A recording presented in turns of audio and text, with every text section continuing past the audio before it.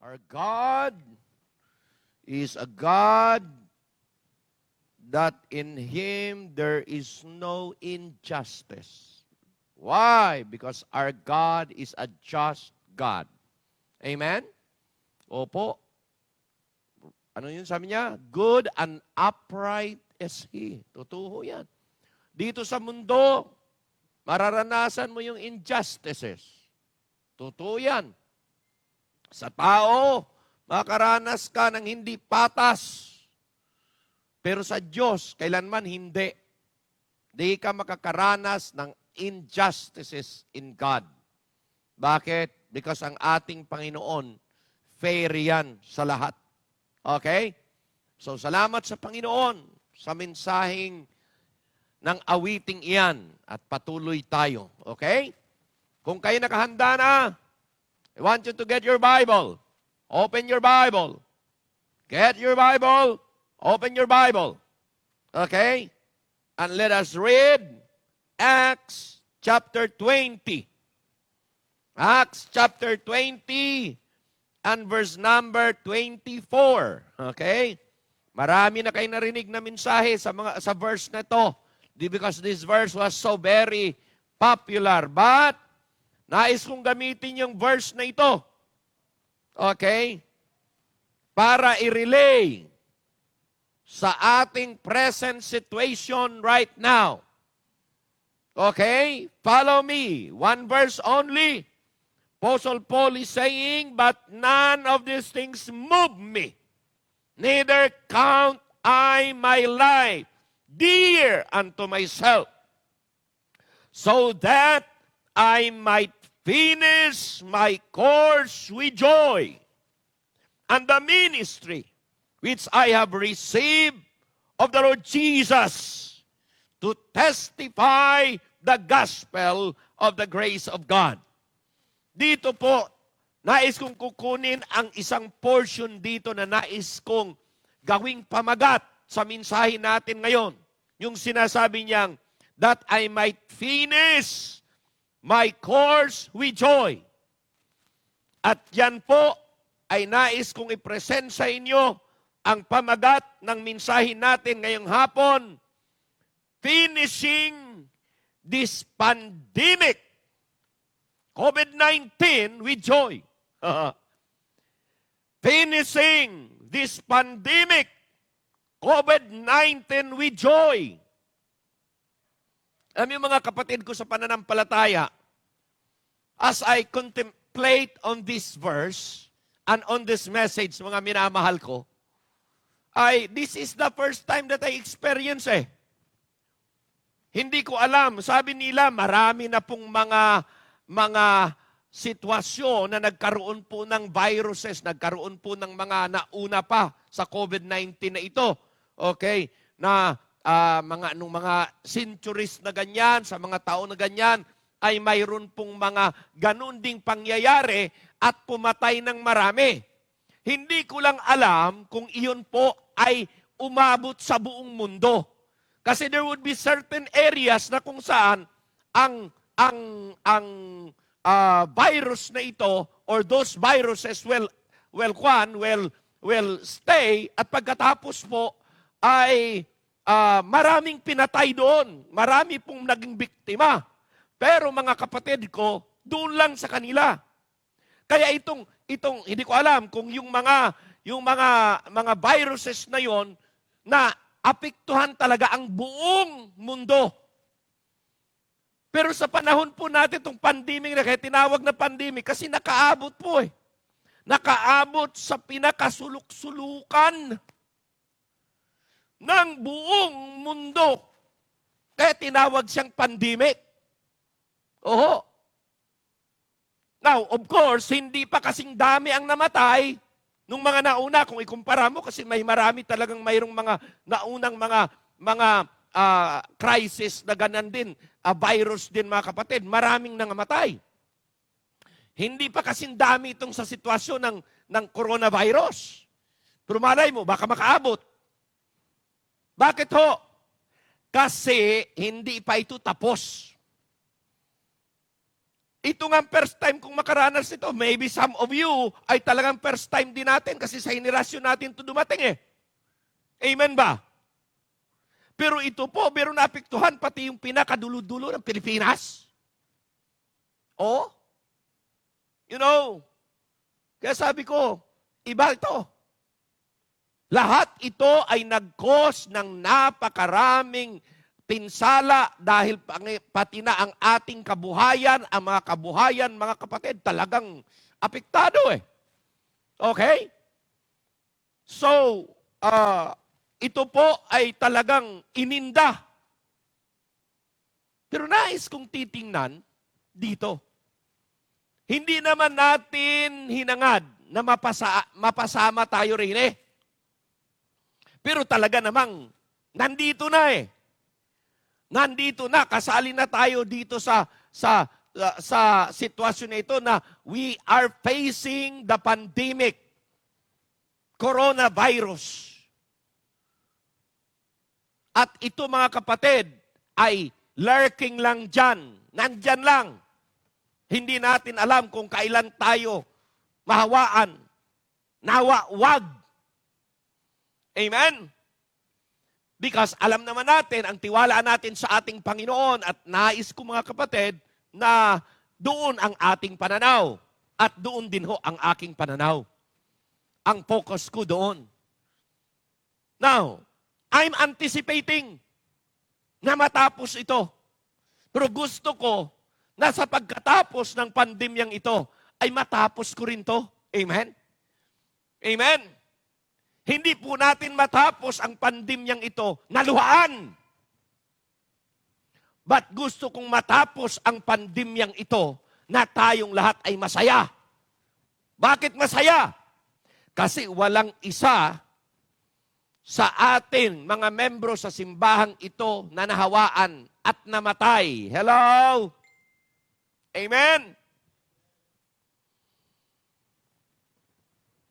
Kami, mayroong nahawaang kapatid sa Amerika.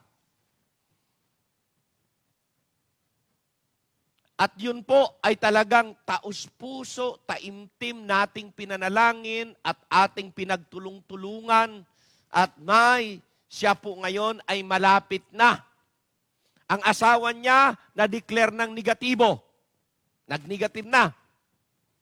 And hopefully, ang aking kapatid ay sooner ma-declare ding negative. Okay? Pero pambihira, ang proseso, ang hirap. Kaya sabi ko, alam nyo, kung ang kapatid kong namatay, hindi ko mapipreach itong mensaheng ito.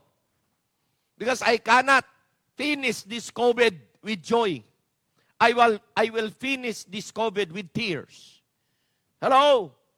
At marami na pong mga Kristiyano, even pastor died with COVID-19. Marami na. Kaya hindi po tayo exempted. Hello?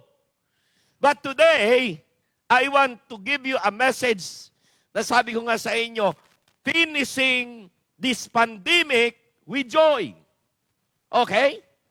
Bakit po? Because ang focus natin ay sa Panginoon. Do you believe? Do you believe, as believers, as viewers, do you believe that all things work together for good? Type Amen. Do you believe na ang sinabi doon sa Romans, ano ba yun? 8:28, anong sabi? And we know that all things, pag sinabing all things, good or bad, and we know that all things work together for good to them that love God. Do you love God? Yes. If we love God, then all things work together for good. Amen? To them who are called according to His purpose. Mga minamahal ko, nais ko pong dalhin kayo sa isang mensahe that will really inspire, that will really make our mind and heart be really, optimistic in our anticipation. Sa ating journey na ito, kaya sabi diyan, finishing the course. Alam niyo yung course na sinasabi diyan, hindi yan kurso. Kundi, course is a journey. Course is a journey. Ha? Journey po yan. And we are still in this journey of COVID-19 pandemic. Agree? Amen? Okay. The struggle was there. May struggle yan in that journey. There would be struggle in the battle. Okay? The difficulty was there. The endurance was there. As a good soldier, endurance to overcome is a must. Amen ba? We need to overcome. Okay? We need to overcome. Kaya sabi sa 2 Timothy chapter 2, verse 1, anong sabi diyan? Thou therefore, my son, be strong in the grace, hindi in your strength, be strong in the grace that is in Christ Jesus. Amen? That is in Christ Jesus. Hindi sinabing be strong sa sarili mong lakas. No. Be strong in the grace that is in Christ Jesus. And the things that thou hast learned among many witnesses, the same commit thou to faithful men who shall be able to teach others also. Ito po ang ating dinidikdik. Ito po ang tinuturo ng inyong pastor na very, very needful sa panahon natin. Okay? Na kinakailangan ating i-realize ito. Sabi niya, thou therefore endure hardness. My hardness, my difficulties, but we need to endure, to overcome.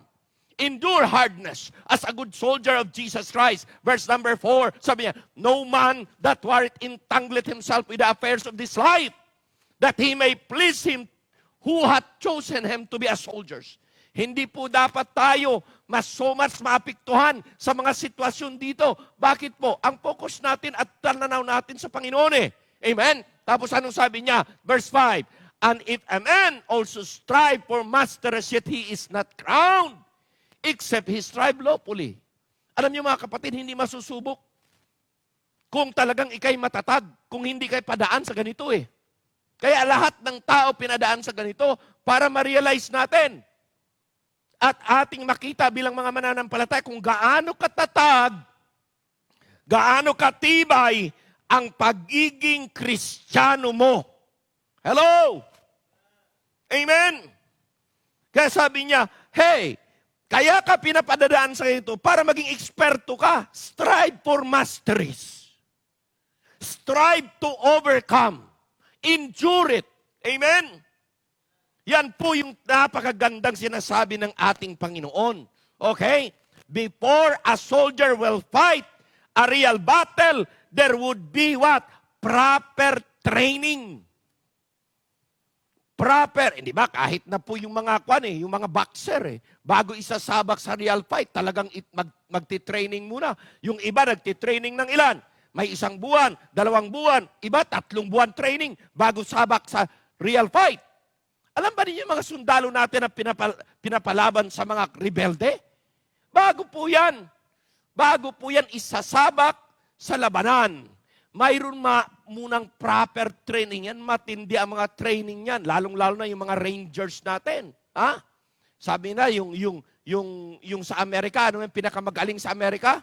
Yung SEAL, yung Navy SEAL, yung sino mga yan po yung mga expert. Yan talagang mayroong mga special training ang mga yan.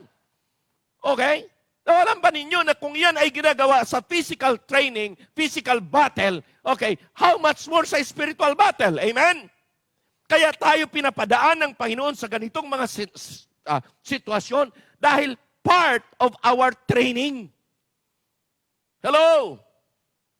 So mga minamahal ko, nais kong ipakita sa inyo yan. Una muna, punta tayo sa Romans. Sa Romans. Okay, tanungin ko kayo, can this pandemic separate us from God? Tanungin ko kayo, can this pandemic destroy, defeat believers in Christ who is under the leadership and who are under the protection, the preservation of the Lord? Pwede ba tayong ma-destroy nito? Basahin nga natin. Doon pa rin sa Romans chapter 8. Verse number 35. Ano sabi niya? Who shall separate us? Tinanong ko po kanina. Will this pandemic destroy and separate us from God? Ang sabi diyan sa verse number 35, who shall separate us from the love of Christ? Ito po para sa mga saved lang to. Para sa mga believers lang to. Para ito sa mga Kristiyano who experience true salvation na pag tayo namatay, langit ang tutunguhan natin dahil tinanggap natin si Kristo bilang ating sariling tagapagligtas. Saved na tayo. Amen. Ngayon, ang sabihan, who shall separate us? Kasama si Apostle Paul dyan, nagdideklara, nagtatanong, sino ba ang pwedeng maghiwalay sa atin sa pag-ibig ni Kristo na atin ang tinanggap? Sino? Tapos inisa-isa niya, shall tribulation? Amen? Troubles? Or distress? Or persecutions? Or famine? Or nakedness? Or peril? Or sword? Or war? Diyan po sa verse 35, kasali ng pandemic dyan. Amen? Sinabi na, iba't ibang klaseng sitwasyon. Hindi ko po alam. Baka after this ng coronavirus, mayroon na naman. Mayroon nga tayong nakita na pambihira. Saan ba yun? Sa India ba yun? Na kung saan ang mga tao mayroong kwan? Mayroong insekto ba yun? Insekto na pambihira. Hindi ko lang alam kung fake news o totoo yun. Na pag kinagat yung tao, patay. Okay? Another na naman, di pa nga natapos tong pandemyang itong coronavirus na hindi natin nakikita. Ito naman, nakikita. Pero pag nakagat ka, kahit saan ka nakagat, patay ka. Para tuloy iniisip ko yung lalabas yung kwan, yung sa Revelation na lalabas yung papatay ng mga tao na parang insekto galing sa impyerno. Oo, ganon. Sabi ko, pambihira. Pero ito po hindi pa kwan hindi pa Revelation Wala pang mga vials, wala pang mga judgment na talagang grabe. Wala pa. Entrance pa lang ito, mga minamahal ko. Kaya pasalamat tayo saved tayo dahil hindi tayo kasali dyan Amen ba? Now, nais kong tingnan nyo ito. Okay? This is just uneasy. Ngayon, basahin natin. Sunod na verse. Sunod na verse ay nasa 37. 37, tingnan po ninyo. Binanggit na isa-isa doon sa 35 ang mga mahirap na. Pero hindi pa yun yung worst. Pinabigat niya, another layer. Verse number 37, nay or hindi. Kasi ang tanong, pwede ba tayong ihiwalay? Pwede ba tayong alisin sa relasyon natin sa Panginoon, sa pag-ibig ng Diyos sa atin? Sabi niya, nay, in all things. Naku, nakasaad na sa lahat. Guhitan niyo yung all things na yan. Ano mang mangyayari sa buhay mo, save ka sa lupang ito. Kasali yan, kahit ano pa yan. In all things, ano sabi niya? We are more than conquerors. Malalampasan lahat, pambihira yan. Amen! Malalampasan lahat. Sabi na nang we are more than conquerors. Okay? through Him that love us. Sa pamamagitan nino, ni Kristo na siyang nagmahal sa atin, mga kapatid ko. Amen? Tapos inisa-isa, sabi ni Apostle Paul, for I am persuaded that neither death, physical death na yan, nor life, present yan, nor angels, nor principalities, pwede yung mga evil things, nor powers, nor things present. Amen. Kasali din yan yung pandemic sa things present. Ano pa? Nor things to come. Di ba nangyayari? Neither height, neither depth, nor the other creature shall be able to separate us from the love of God which is in Christ Jesus our Lord. Amen? Yang verse na yan, patunay, assurance ng mga mananampalataya that we will overcome. Hello? We will overcome. We will be able to conquer this pandemic. At pag na-conquer po natin yan, masaya tayo. Amen?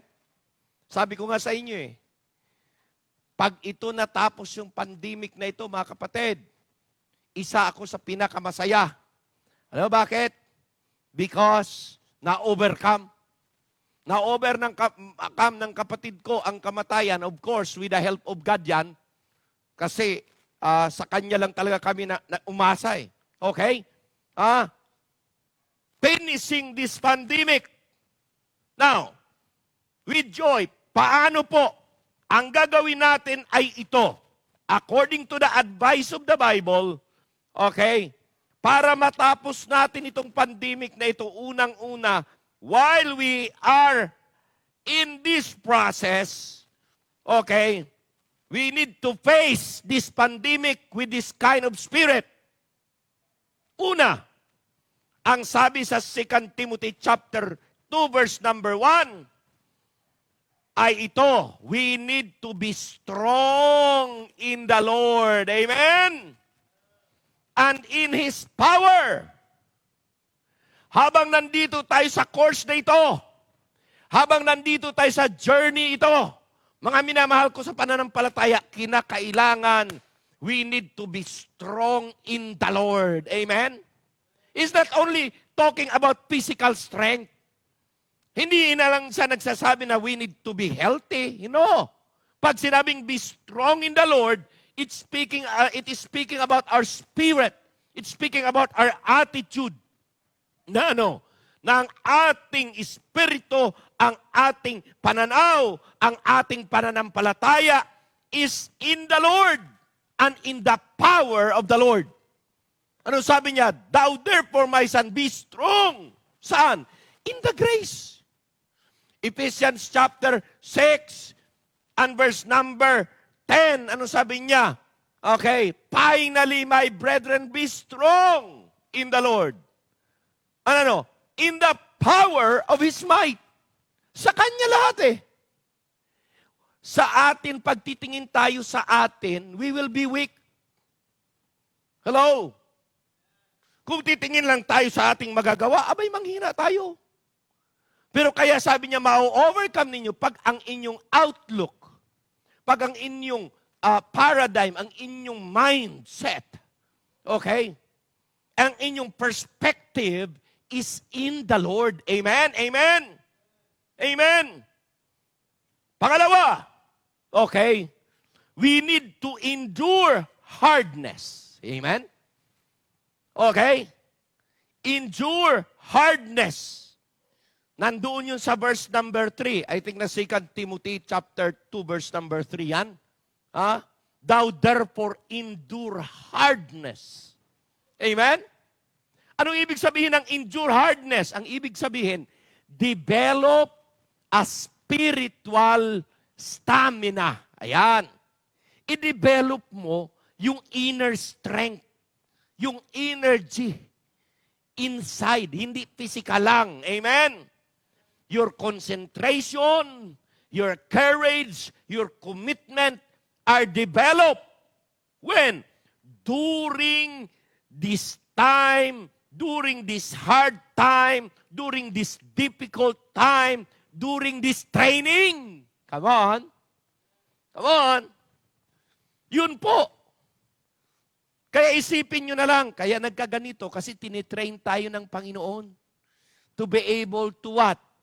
To endure difficulties in time of distress, in time of troubles. Amen? Pag sanay ka na niyan, flexible ka na niyan, okay na. Eh, mahirap sa mga atin kuminsan, sa mga tao, sa mga mananampalataya, nasanay sila, everything is okay. Nasanay sila sa good times. Nasanay sila sa walang problem. Nasanay sila sa nandyan lahat. At pag ikay hindi mag-adjust, mamumblema ka. Kaya lagi kong sinasabi sa mga mananampalataya, learn to be flexible and adjustable. Hindi tayo namumuhay sa good times ngayon. We are living in this pandemic. We are living in the bad time. Learn to adjust. Hello? Amen? Endure hardness. So una, be strong in the Lord and in His power. Number 2, endure hardness. Number 3, experience. Okay?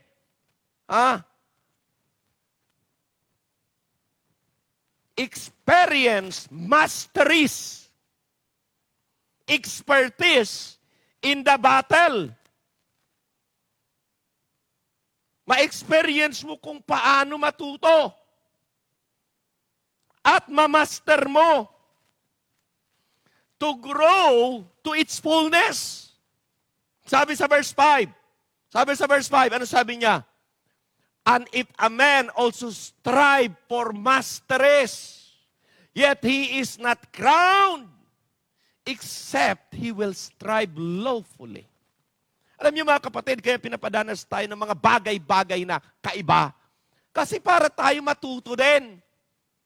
Mag-adjust tayo. Marami, even mga leaders, hindi marunong makapag-adjust eh.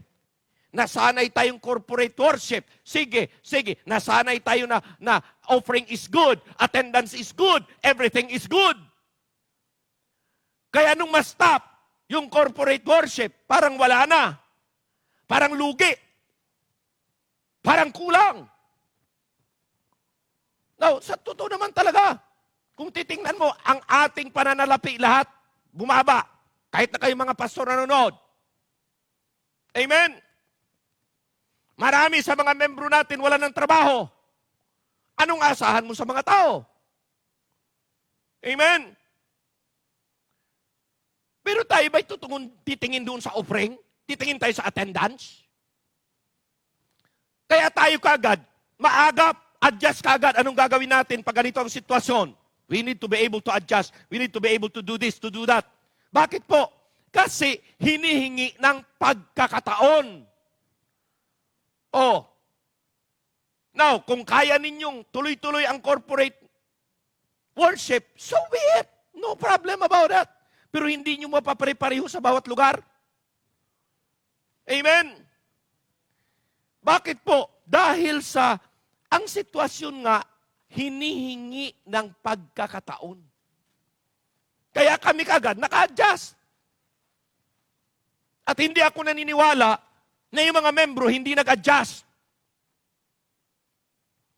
In fact, I do not check kung nanonood ang mga membro ko o hindi. Hindi ko trabaho yan eh. Pero kasalanan nila, kaya I never stop preaching even though ay wala ang mga membro dito sa bahay lang. Bakit po? Because I believe proper feeding is not only devotion. Proper feeding from God's Word should be the preaching of God's Word. Hello? Kaya po, kailangan matuto ka. Matuto kang magiging flexible and adjustable. That is a sign of maturity kasi. Pag hindi ka matuto dyan, ikaw rin. Pag pinadanas uli, hindi ka handa. Hello? Amen? So, pag sinabi the masteries means we need to be able to develop and excel our skills, the masteries of our personal skills, the mastery of our weaponry, hello? The mastery of tactics, hello? Pag good soldier ka, kailangan master mo yan. Expertise in the battle. Mastery of your skills, kaya may training. Amen? Mastery of weaponry. Kailangan alam mo kahit anong klaseng armas ang ipagamit sa'yo, alam mo paano gamitin. Sundalo ka eh. The mastery of tactics. Dapat sa any situation ka agad-agad, magaling kang mag-isip, taktika, upang hindi ka matalo at masilo ng kalaban. Amen? Your strategies, your methodology, the mastery of terrain must be obtained. Kung ikay dinala sa isang lugar, kinakailangan master mo. Kailangan kabisaduhin mo yung lugar. Marami sa ating mga kasundaluhan ang natatalo ng mga kalaban sa bundok. Alam mo bakit? Kasi hindi sila lalo maingat. Hindi sila master sa lugar. Kaya dapat yan. Kung ikay sundalo, hindi ka talaga kumpiyansa, lalong-lalo na pag baka itong lugar na ito, ambush place ito. Pag kami inambush dito, wala kami mapagkubiran, delikado. Amen? Ganun lagi. Master the terrain. Master all the sides. All. Kinakailangan, alam mo yan. Sundalo ka eh. Ganun din po dapat ang ating makita, lalo na sa pandemyang ito. Amen? Kaya hindi tayo nakakulong sa bahay, tapos magkuya-kuyakoy. Hindi. Nakakulong tayo sa bahay, open ang ating tinatawag na kwan, na tama yun? Multimedia, tama yun? Tama yung multimedia, ang ating Facebook. Bakit po? Aralin lahat, pakinggan nyo yung mga sinasabi ng doktor. Dapat alam mo ang mga sintomas. Hello? Dapat alam mo kung palala o hindi. Ano yung mga first aid? Ano ang mga dapat? Amen? Ano pag malala na? Anong gagawin? Dapat kinakailangan yan. Nabasa mo at inaaral mo para ano? Mayroon ka laging precautionary measure just in case. Mga members, tatandaan nyo ha? Marami ka dapat alam para mayroon kang pang-counter lagi. Hello? Amen ba? Hindi tayo makot and aware. Kaya yun ang sinasabi. As a good soldier, learn to be masters. Kaya tinuro ko na sa inyo. Amen? The masteries of personal skills. Develop yan. The masteries of your mind and your knowledge. Masteries of weaponry. Masteries of tactics, strategies, methodology, mastery of terrain or the place where you are. Kailangan mamasterin mo yan. Okay? Bakit po? It was the declaration of Apostle Paul. Paul declares from verses 20 to 24, at nandyan po yung kanyang expectation of the suffering and the afflictions of his present journey. Ano sabi niya? Bago natin puntahan yung verse number 24. Ano sabi niya? Verse 20, and how I keep back nothing that was profitable unto you, but have showed you and have taught you publicly from house to house. You see? Apostle Paul ay wala siyang itinago, kundi binarningan niya sila, tinuruan niya sila. Okay? So that they will be prepared. Testifying both to the Jews and to the Greeks, repentance toward God and faith toward the Lord Jesus Christ. And now, behold, I go bound in the Spirit unto Jerusalem, not knowing the things that shall befall me there, save that the Holy Ghost witness in every city, saying that the bonds of affliction abide with me. Alam na ni Apostle Paul na sa kanyang pag-enter, sa kanyang pag-serve sa Panginoon, mayroon siyang mararanasang mga difficulties. At ready siya. Amen? Ready, handa. So una, facing this pandemic, okay, with joy, or finishing this pandemic with joy. Number 1, huwag niyong kakalimutan, the holy courage and resolution. Dapat mayroon kang kabanalang tapang at mayroon kang resolution or may paraan ka paano ito malutas at maiwasan sa iyong buhay. Amen ba? Anong sabi niya? Tingnan niyo po ang kanyang courage. Paano ito harapin? Paano paglutas nito at resolution? Sabi niya, none of these things move me. Wow! Tapos na. Sa unang statement pa lang, none of these things move me. Anong sinasabi niya sa statement na yan? Sabi niya, itong sitwasyon na ito ay binabali. Wala ako yan. Hindi yan magbabothered sa akin. He did not lay these things to his heart. Hindi ito nagkukontrola sa kanya. In fact, yan po ay kanyang tinamay. Hindi yan magbabothered sa akin. None of these things. Kahit ano pa yan. Ha? Amen? Ang ganda eh. He did not lay these things to his heart. Ibig sabihin, yung sitwasyon na yan ay hindi siyang nag-overwhelm, ang nagkukontrola sa kanya. Siya din dapat ang ating puso sa panahon na ito. Amen? It did not drive him off from his work. Hindi ito nagpalayo sa kanya, sa kanyang paglilingkod sa Panginoon. Hindi ito nagturo na siya'y mag-back up, at mag-pack up, at mag-back out. He did not talk or about go back again. Hindi po siya tao na tumalikod dahil sa sitwasyon. Hindi. It did not deprive him of his comfort. Ganun po. Kahit ano pang naranasan. Nandyan pa rin ang comfort mula sa Diyos.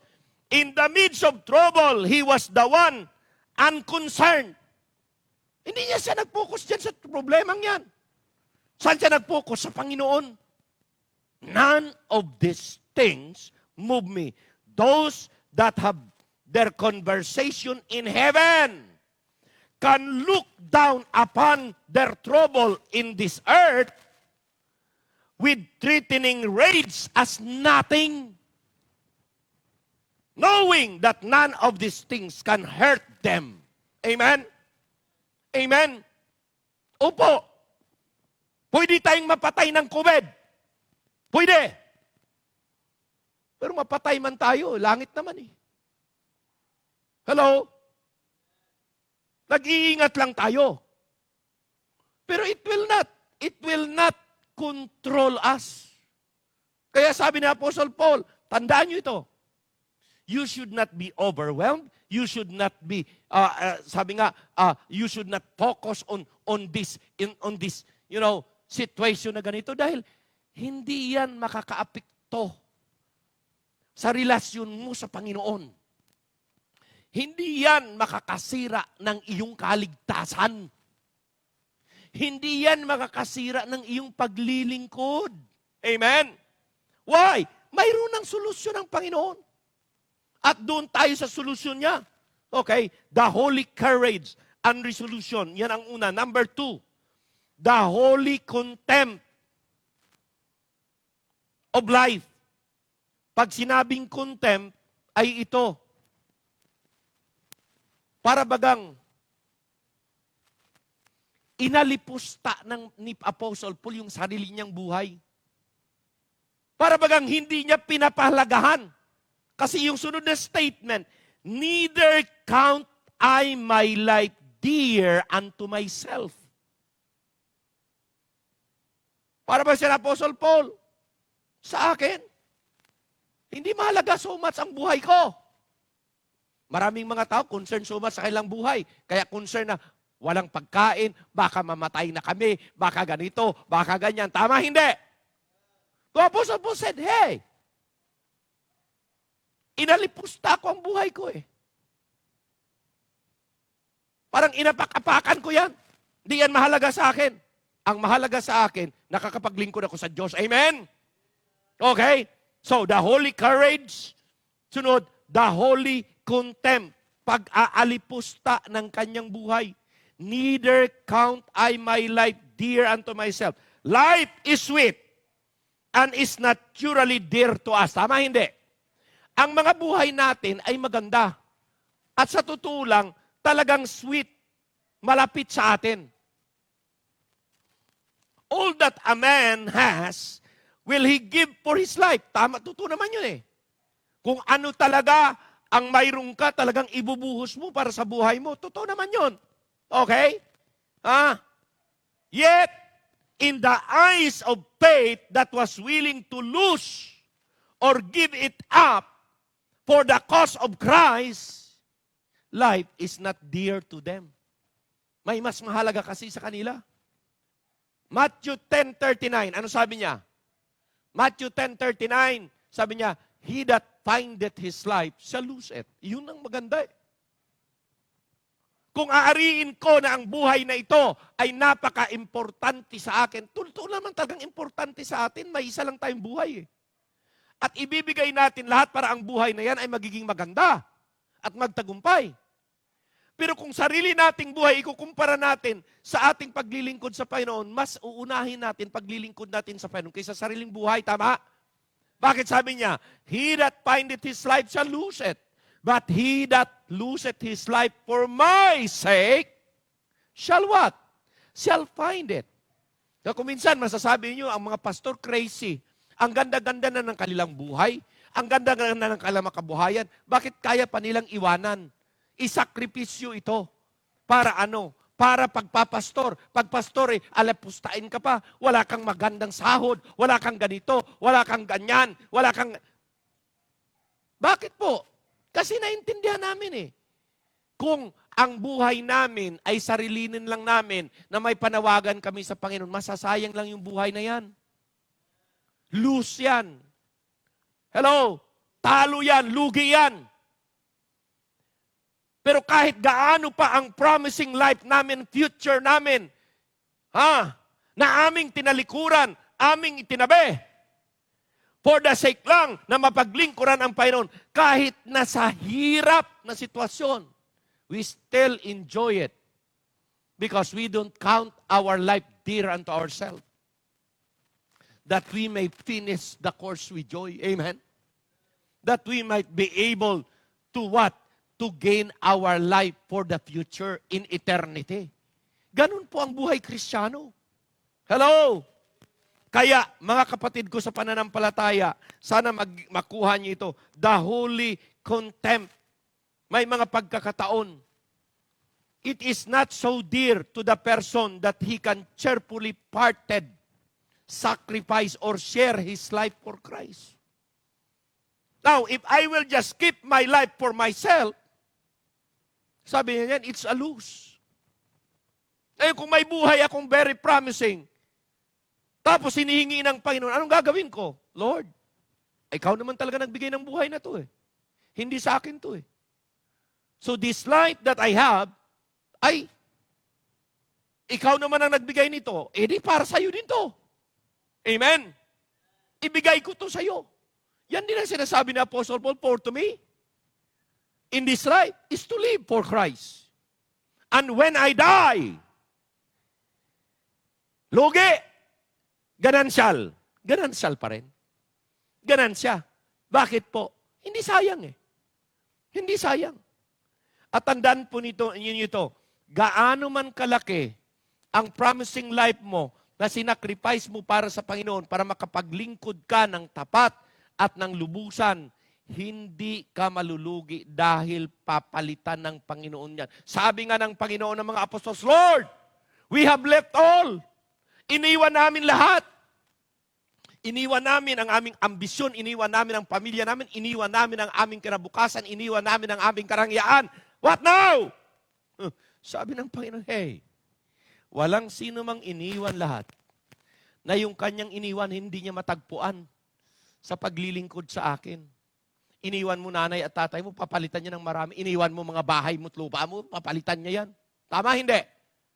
Bakit po? Nakasulat na eh. Kaya alam niya, Apostle Paul, yung sinasabi niya, my life is just nothing. Pero gusto ko, ang life ko counted for eternity. Ayan. So, ano ang sinasabi niya? Sabi niya, holy courage and resolution. Pangalawa, holy contempt. He was even willing to give their life to the Lord para ito ay magagamit, ang parte nito na i-share ito sa gawain ni Kristo. Last na statement ay ano? Sabi diyan, the holy concern to go through in the work of life.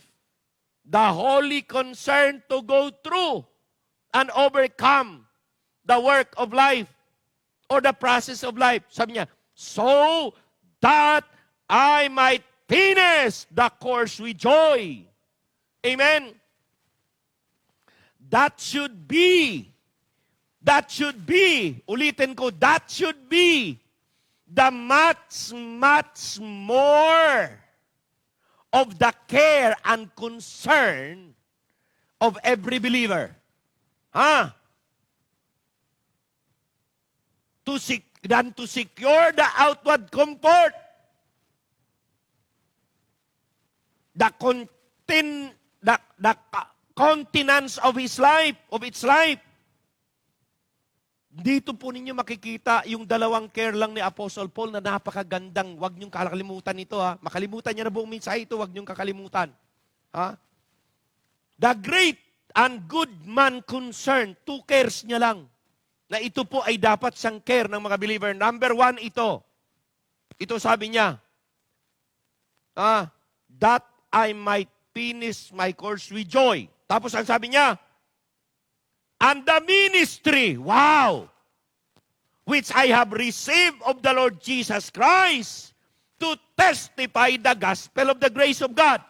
Ang dalawang concern lang ni Apostle Paul should be dapat concern ng mga believers. Number 1 yan, concern niya, he may be found faithful to the trust reposed in Him. Matagpuan siyang faithful sa trust na ipinagkaloob sa kanya ng Panginoon. Yun lang ang concern niya. Hindi siya concern sa buhay na to. No. He was very concerned sa he may be found faithful to the trust that was entrusted unto him, that he may finish the ministry which he received the Lord Jesus Christ. Matapos niya. Amen. Kaya ang una po niyang care ay ito, he may be found faithful to the trust. Number 2, that he may finish well. Hello? Finish the course with joy. Mga kapatid, yun dapat ang concern ng mga believers eh. Hindi lang na ako'y matagpo ang faithful. Dapat matagpuan ka talagang faithful. Kaya mga kapatid ko, kahit sa time ng pandemic na to, kahit sa time ng COVID-19 na ito, hindi man tayo naka-corporate meeting at pag dumating na mag-corporate natin kahit na may pandemic, we will be found faithful. Amen? Trust ni God sa atin yan eh, as a good steward. And then, alam niyo mga kapatid, tapusin natin with joy. We might finish the course with joy. I want to finish this pandemic with joy. I want to finish it with what? With flying colors. Amen? I want to finish this pandemic with honor. Hello? Hello? Amen? With rewards. Well, natural naman sabi ng Panginoon, they that will suffer with Christ will reign with Christ, will be rewarded with Christ. Amen? Kaya tapusin natin with joy. Amen? So, makikita natin dito, okay, sa conclusion, magsimula sa verse number 26 to 28.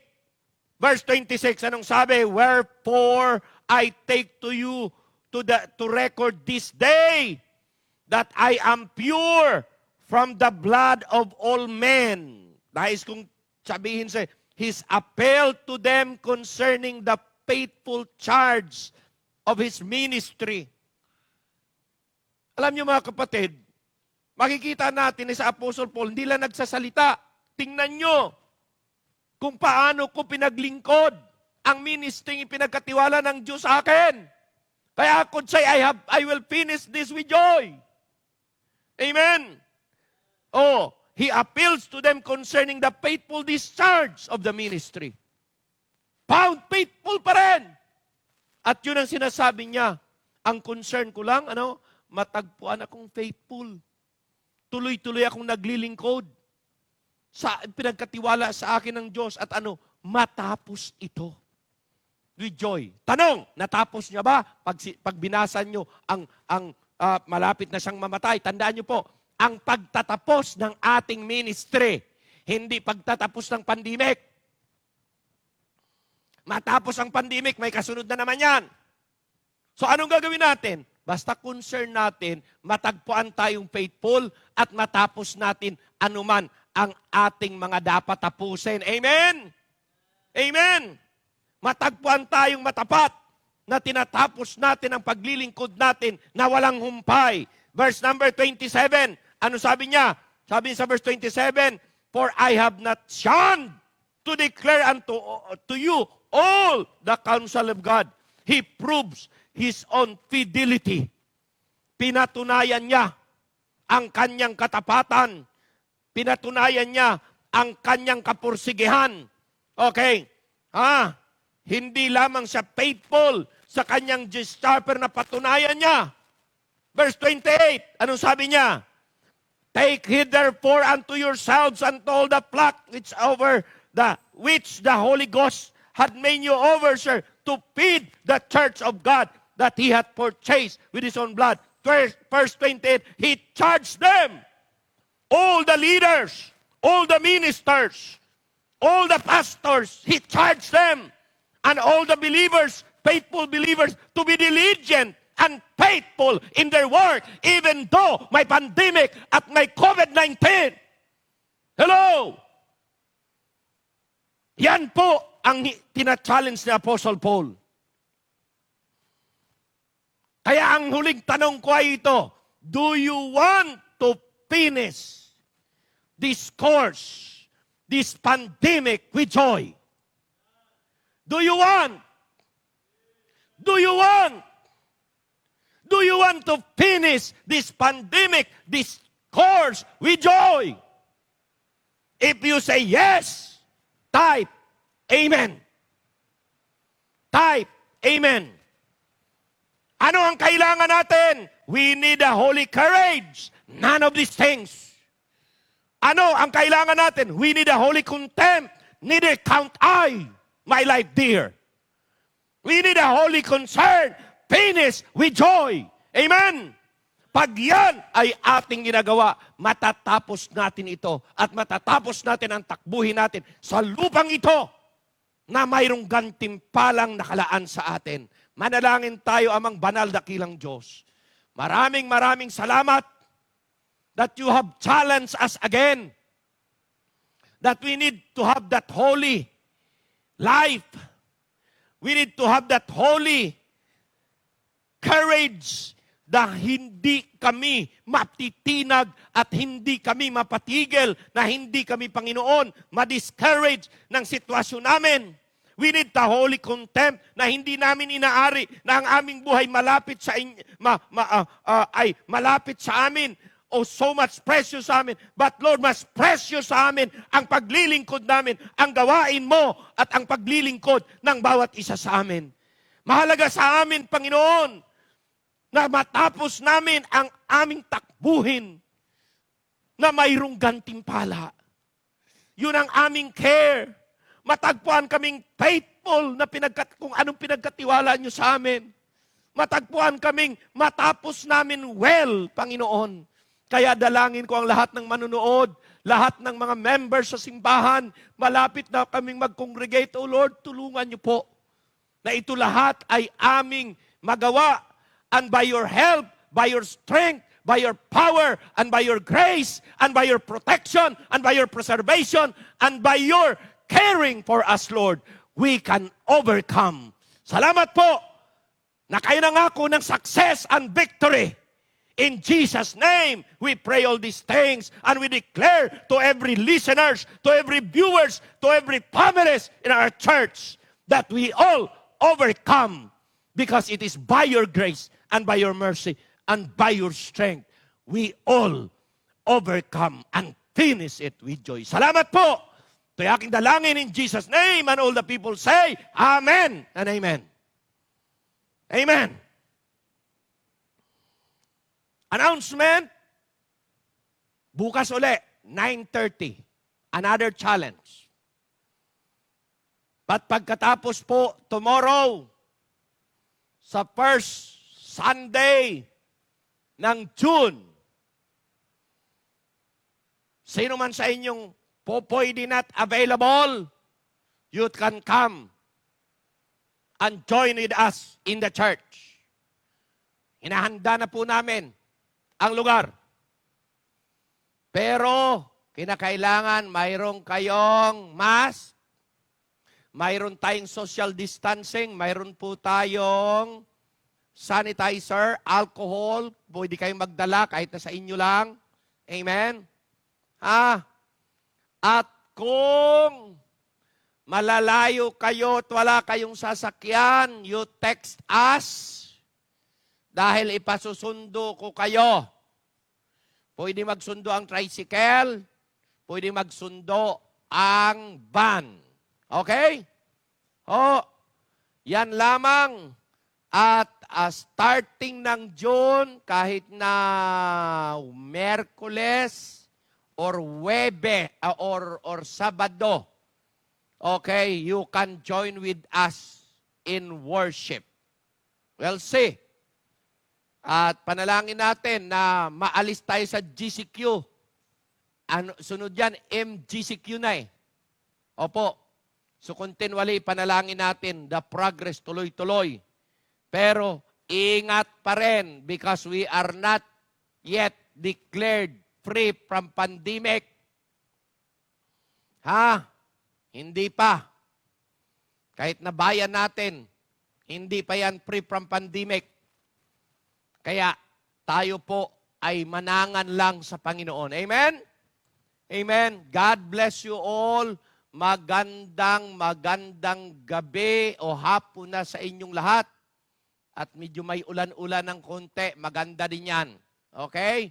Dito sa ating bayan para malamig. Pagpalain kayo lahat ng Panginoon. I pray that God will protect your family.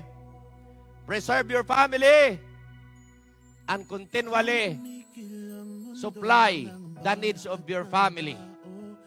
Ingatan tayo lahat ng Panginoon kahit na sa gabing ito at pagpalain tayo. God bless you mga kapatid ko at mga minamahal ko sa Panginoon.